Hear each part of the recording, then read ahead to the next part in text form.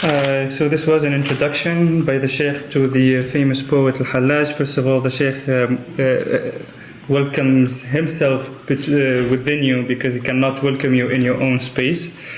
And he says, in my pedagogy, I always have followed what my disciples or the people I interact with, what they choose to study. I don't set up the discussion, and the people who organized this event wanted to hear my thoughts and my commentary on the work of and the poetry of Mansur al-Hallaj, who is a 10th century, as Khalid explained, famous Sufi who wrote poetry and prose. The Shaykh Sidi Hallaj, as a Sufi, each person consider him from their own perspective. Some people consider him as just a mystic, some as a lover, some as an ascetic, some as a worshipper of God. Each person is entitled to their view of this figure of the Islamic mystical tradition. But the Shaykh says, for me, I want to go into the most basic understanding of who Hallaj is. The word Hallaj in Arabic means to weave linen or to weave floss from cotton or from wool. And this name, he has not been named by this name by accident. This is like a title on his career and being, and his contribution to the mystical tradition.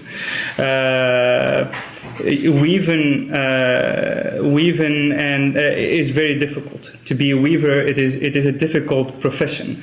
The Shaykh gives the example of it is the same as extracting letters from a dot.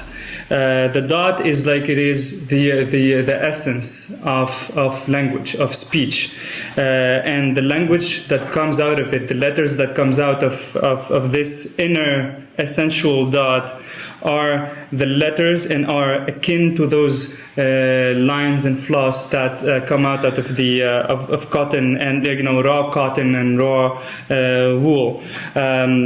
Whenever you write, even any person, whenever they write, is like if they are tearing words. They put a dot of ink in a paper, and from there they weave whatever is inside them into something that is coherent and understandable by others in words. And this is what Hallaj was doing. He had a secret within him. He had an essential truth within him, and through his words and his poetry, he was weaving all those inner reality that were confined within him into words and poetry. Some of this poetry and some of this prose, some of his aphorisms still exist today, and we still have them. Some have disappeared for some reason, but the most important is to recognize that this Hallaj, this weaver, is a weaver of the heart. He was weaving